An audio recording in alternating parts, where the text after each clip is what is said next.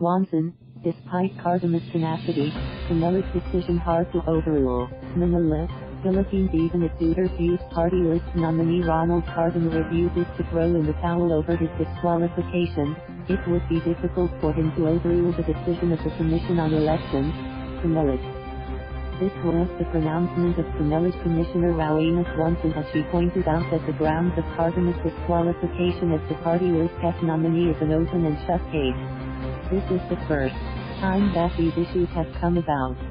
With such tenacity, Mr. Cardema has been able to hold, in effect, continue to keep these issues alive instead of just throwing in the towel for the sake of good sense. Guanzon said in an interview over ABS-CBN News Channel aired on Thursday. The Comelec First Division earlier denied the nomination of Cardema to be the party list representative of the Duterte Youth after committing a misrepresentation on his age upon filing his nomination. Following the decision, Cardema filed a motion for reconsideration arguing that his case should be handled by the House of Representatives Electoral Tribunal, HRET, and not Comelec. But Guanzon explained that Cardema would need 4 votes from the commissioners to overrule the decision. This move would be difficult, Guanzon explained. Left square bracket it right square bracket it's going to be difficult in my analysis because when Duterte Youth applied for registration, the second division, by a vote of I think 2-1, has denied their petition for registration and the grounds for disqualifying Cardema is an open and shut case keep overage and it's all there in our decision that the Commission granted them registration as a youth sector party list, Guanzon said. It was never in their petition that they were applying for registration as young professionals, she added.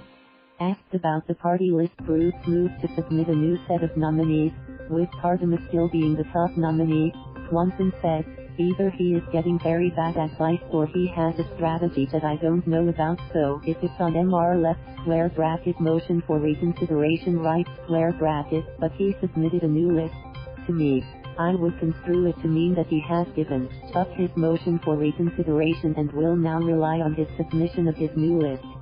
Following Cardema's disqualification as nominee of the Duterte Youth party list, the group filed a new list of nominees, which again included Cardema as the top nominee. The list also included his wife, Ducielle Marie, second nominee, as well as Guillermo Villareal Jr, third nominee, Krizza Reyes, fourth nominee, and Robert Garcia, fifth nominee. Several issues on Cardema case. Guanzon underscored the importance for Comelec to decide on the case of Cardema with clarity and finality.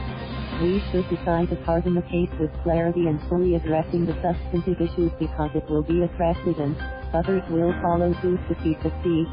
Some days will create more problems for the Commission on Elections and confuse the voters as to what really are our rules, and certainly the Commission and banc will decide this issue substantively, Guanzon said.